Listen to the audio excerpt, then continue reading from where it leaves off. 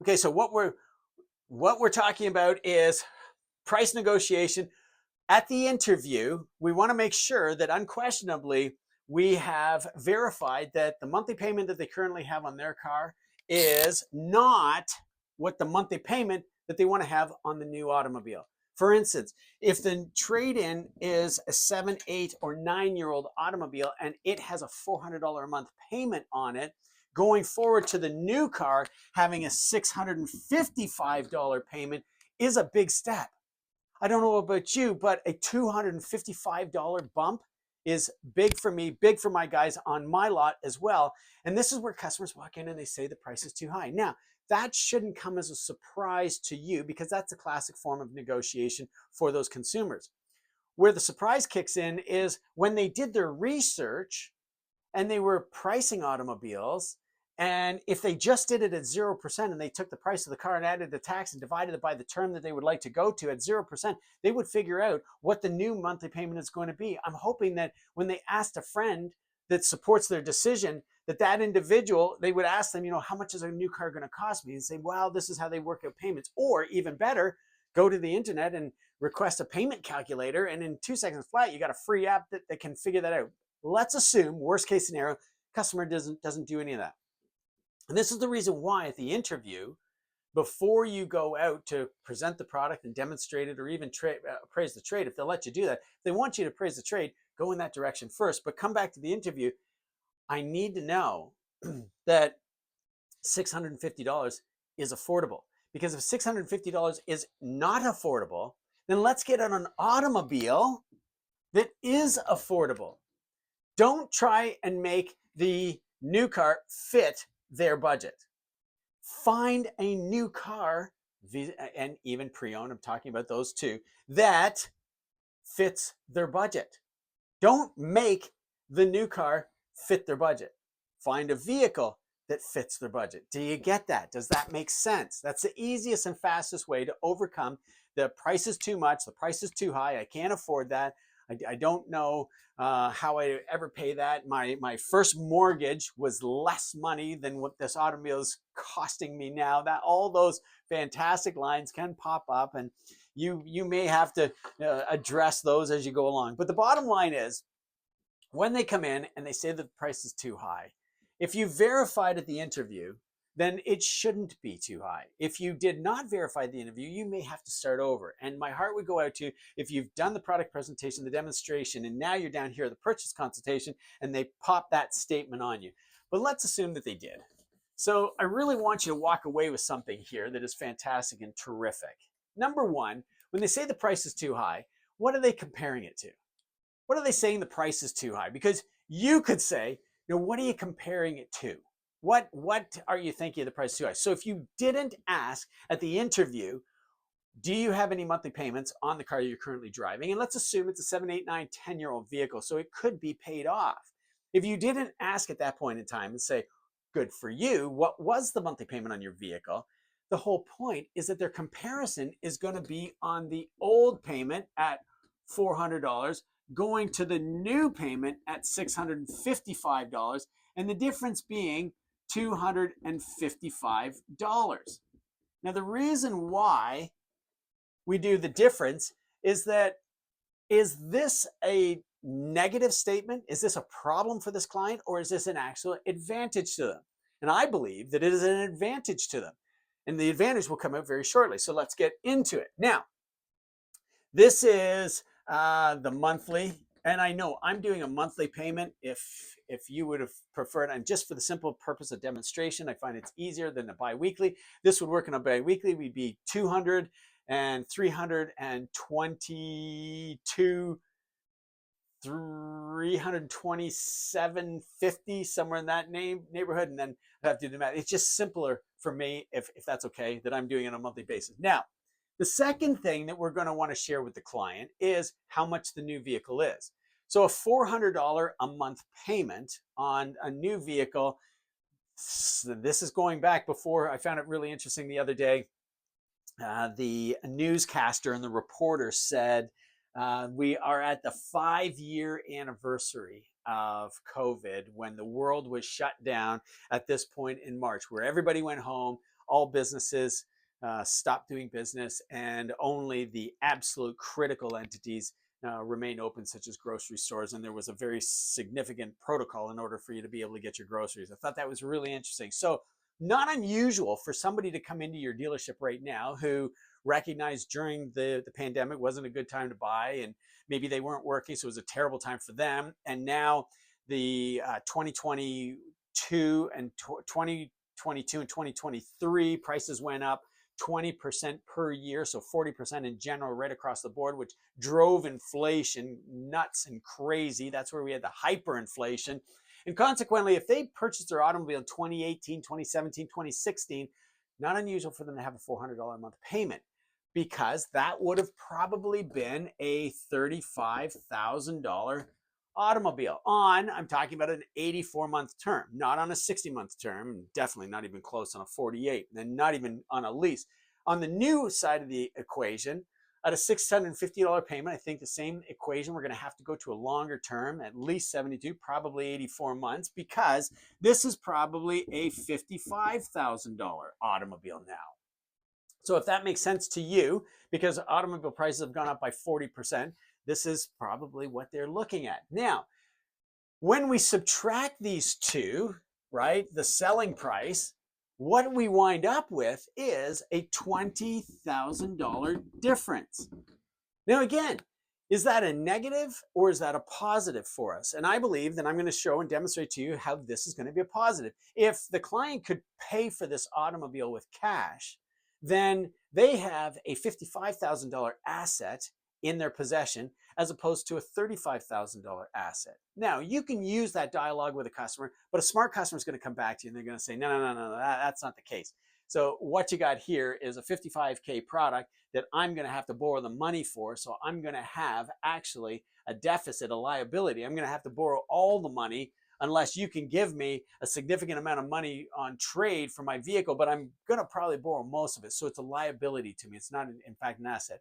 You can agree with them on that. They're right. That is mechanically correct. However, you can't disagree with the fact that you have a $20,000 better automobile, considerably newer, with a number of other benefits. Like just comparing the two, if they could compare what their current trade-in was brand new to the brand new one that they're considering right now, and this is how you build the bridge, right? You haven't gone out and drawn these people off the street. You haven't sucked them into you. You're not standing on the street side hooking onto them, or a great big vacuum drawing them into you. They came in on their own legs, their own power, so to speak, because they want what you have to offer. So when we look at it and we share with them, you're going up $20,000 in terms of an automobile. That's really quite fantastic and terrific. And I can justify how that is. Certainly, if this is the purchase consultation, step number 6 of the activity to lead to the sale, if you're familiar with that, scroll down and look at some of the other videos where I talk about that. This shouldn't be a surprise, because this client has transcended that process, thinking, talking, research. They want it. You need to point out to them that this is worth it. That's why we call it the value bridge. Now, the second part of the equation is, how old is it? How old is your automobile? Say, for instance, this was a 2023. For whatever reason, you've got a 2023 brand new on the lot, and it has 1,000 kilometers on it, or 600 miles on it, because it was a dealer trade from another state or from another province. That's not unusual for it to happen, but as long as it has not been registered, to my knowledge, with most, if not all manufacturers, as long as it has not been registered, then it's considered a brand new vehicle, because the warranty starts from the point on the odometer that it is currently reading, regardless of whether it was a dealer trade or not. Now, that doesn't stand true with demonstrators. Demonstrators are used vehicles. They have been registered, and the warranty starts from whatever mileage is on the odometer. To my knowledge, if that's the case in your state and those are your laws and your manufacturer's laws, then we're aligned. If that is not the case, then let me know. I'd certainly love to know that is in fact not the case there. So how old is it? Well, this vehicle now at 6, 7, 8, 9 years old, and we're just about to, in May, we'll be billed out. June will be the second last month before July. July, most manufacturers shut down, at least in North America, for 2 weeks of retooling. So this vehicle is almost aging another year in 2025, going on to model year 2026 when we start to receive the new models in August, if your manufacturer hasn't already introduced the next year's model early in the marketplace right now. So the brand new one, again, regardless of what year it is, if it has never been registered, it is BNIB, brand new in box, because the warranty will start from the mileage that is currently on the clock, miles or kilometers, whatever country that you live in. So the difference being that it is new. That is the advantage to you. No one has ever driven it. No one has ever had it before. It hasn't gone through a winter of salty driving in the provinces of Ontario and Quebec and New York, for that matter. It is now brand new and ready to go for you to enjoy. The seats are firm. There are no creaks, squeaks, rattles, groans. The brakes are new. The transmission is new. The fluids are fresh and new. You have to share these details with your client, because it's just too easy for them to say, yeah, I don't care about any of that. The price is too high. What can you do? Can you lower it? How much lower can you go? I'll shop around. I'll think about it. This is the first place I've been to. We had no intention of buying today. If you don't build the value bridge, and if you don't go really through this stuff, then your negotiation is weak and the customer is going to feel short-changed by it, and they're going to want to go on. So now let's talk about the next thing, and that would be mileage, right? Two things kill a car: time and mileage. Even though your client has that old automobile that they're currently driving the trade in, and it has no payments on it, it is paid off, you can say, hey, good for you. Very few people have the opportunity to do that. I'm really impressed that you did. However, you do still have a payment on your automobile. You realize that. Have you ever shared this with anybody? Do you know what the payment is that they've got on their car? And it's not insurance, and it's not gasoline, and it's not maintenance. They have a payment on their automobile. Do you know what the payment is that they currently have to pay on the automobile? I hinted at it earlier. Two things kill a car: time and mileage. If they have very little mileage on the automobile, it'll hold its value a little bit better, but it's still going to depreciate. There was a Corvette stolen in Edmonton, if memory serves me correctly, in the 70s, a G3, a third generation Corvette, stolen and hidden in a garage for years. 25 years, 30 years later, it was discovered. I'm not sure how, but they pulled the vehicle out, and of course it went to auction to the highest bidder. Now, it had absolutely no mileage on it, and it probably sold at the time for $20,000.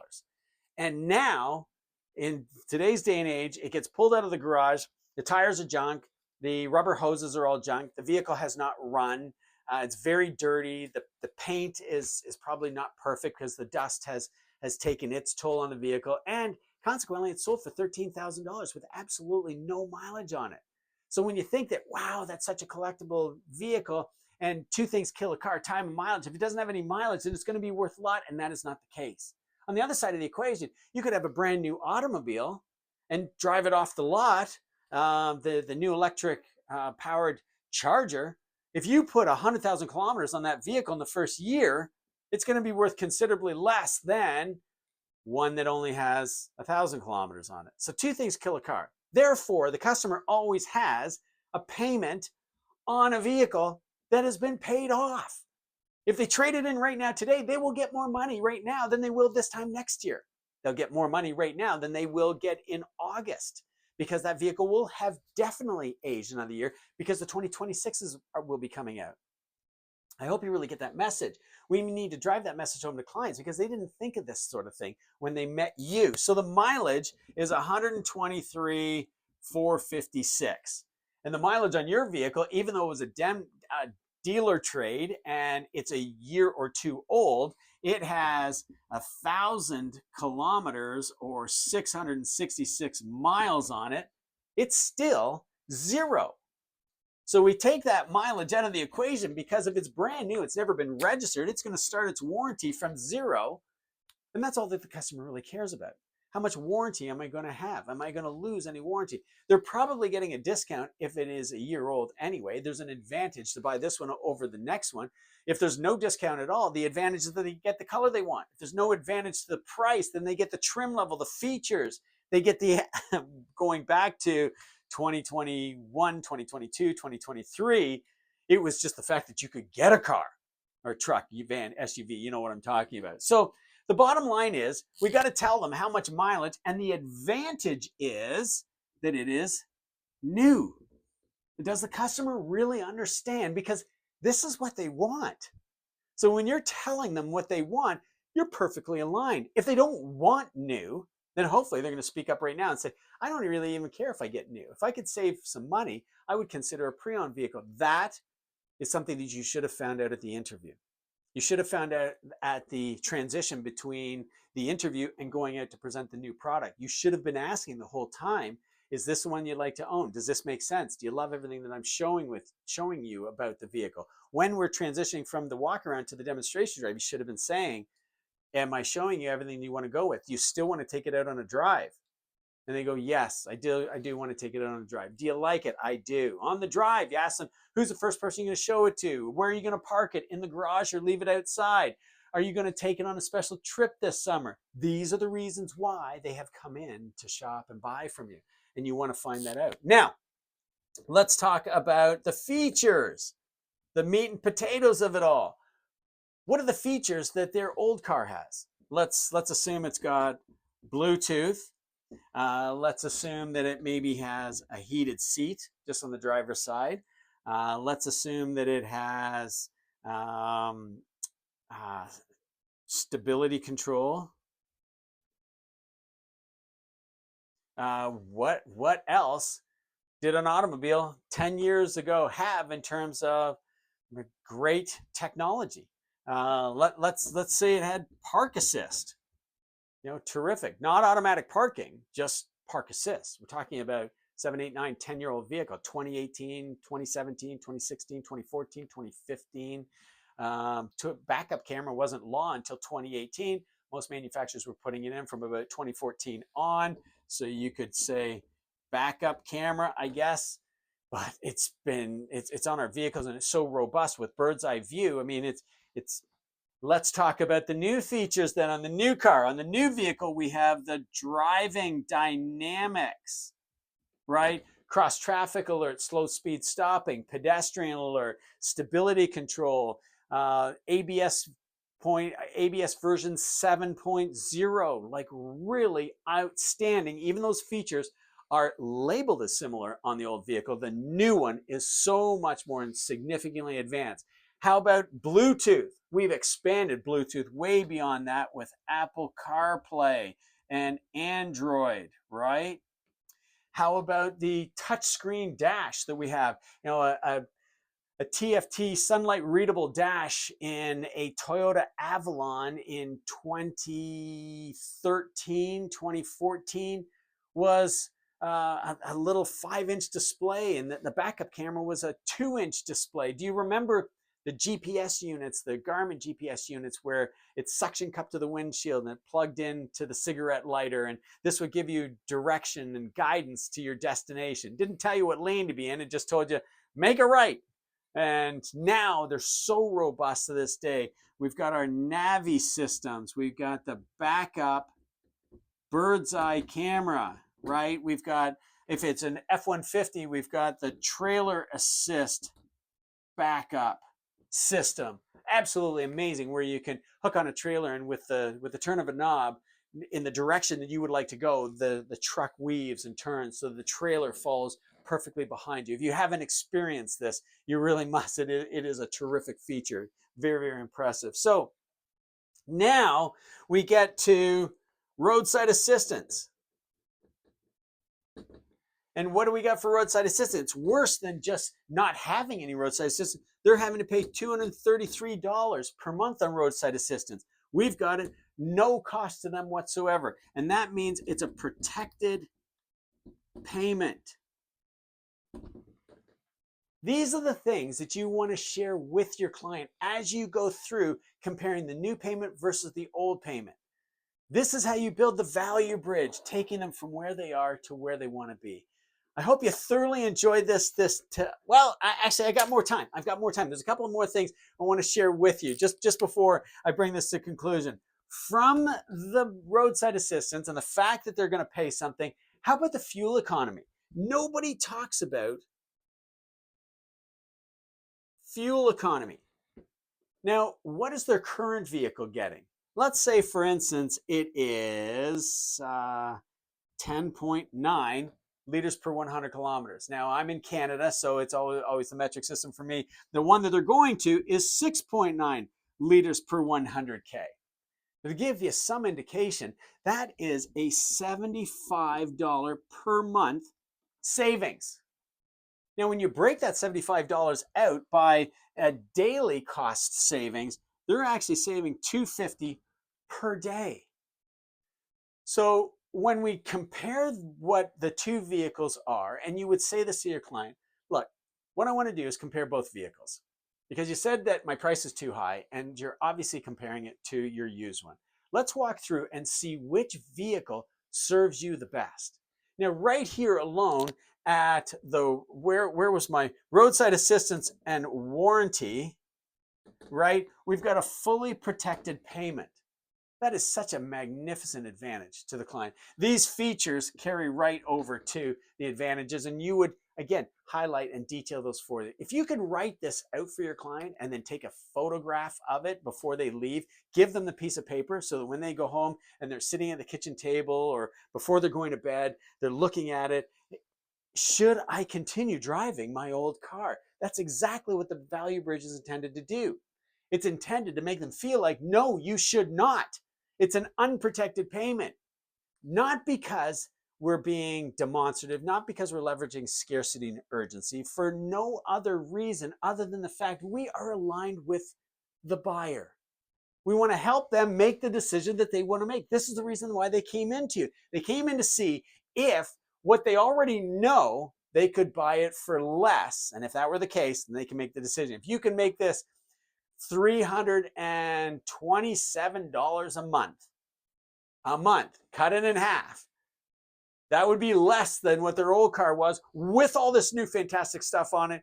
Do you think you'd have any pushback? Do you think you'd have any objection that they would not want to buy? No, none at all whatsoever. If you can make it no payments, no interest forever, do you think you'd have any objection to them taking delivery of it? No. So we've got to reduce it to the ridiculous because the client has told us in the beginning that this was okay. Now they're being ridiculous. Now they're changing their stripes. Now they're acting like a round 10 negotiator. And they're saying that it's really, really expensive. That's why I need to think about it. Okay, so now we get down to the very bottom of how much the old car is. 400 divided by 30 days of the month gives us a daily figure. We do the same with the 655 divided by 30 days of the month. And what you'll find is that there's a difference figure of about $10. $10.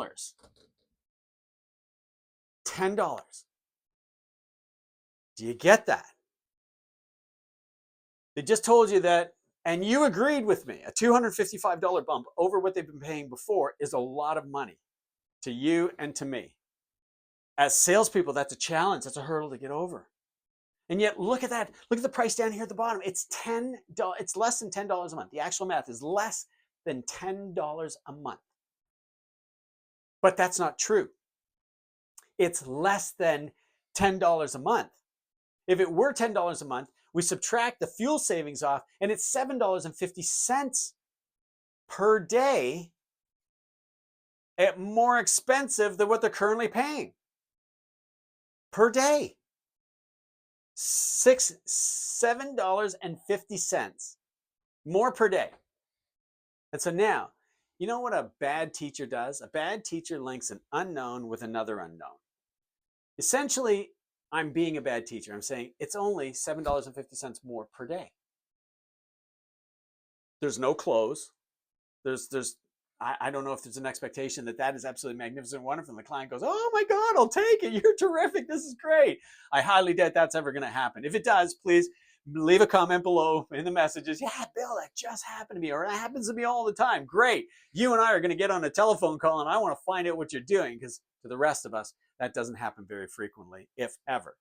So let's link an unknown. What a great teacher does, links an unknown with a known. And this is what you get when you join the manifesto and you come on board with us. I've got all of these talk tracks. I've got all of these worksheets. And of course, I can hold your hand all the way through. I warranty your success. I don't guarantee success. I can't do the job for you, but I warranty it for you. If you're struggling to close deals, sell 10, 20, and 30 vehicles per month. If you're at 8 and you can't get over 10, join the manifesto. Invest in yourself. Now is a great time to do it. You're going into Q2 and Q3. You're going to pay for it in the first week of the next month that you're working and putting this into play.